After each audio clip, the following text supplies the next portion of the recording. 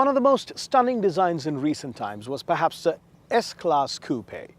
Now, that was one derriere I ran after, or drove after, at first glimpse on the road. The new C63S AMG gets all those design elements, including the rear. Plenty of carbon in the air vents, lower bumpers, spoilers, absolutely stunning, with especially the decals added. Now, this car is driven by the 4-litre V8 bi-turbo, one of the smaller engines in the AMG lineup.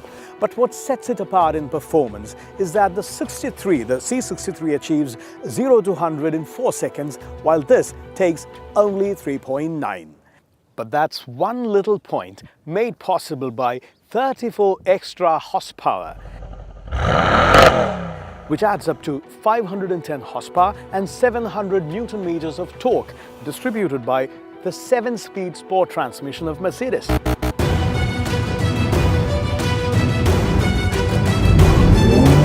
The new C-Class is rather spacious, especially in the rear, but the coupe squeezes it a little bit for styling, but does a great job with visibility. Whew. 510 HP is more than enough for the compact coupe of Mercedes.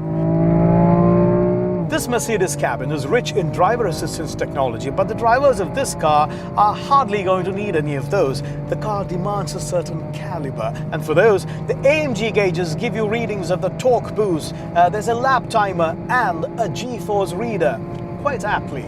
Now, the comfort mode doesn't mean much to the multi-link independent suspensions. This car is always on track mode. The Sport Plus mode almost eliminates turbo lag, and downshifts in that mode, fireworks. There's a glide phase where the bi-turbo is deactivated, and there are fuel economy incentives and bonuses.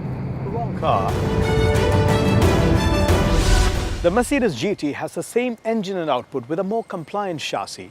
Perhaps this car is more challenging and therefore as satisfying as any top-line AMG.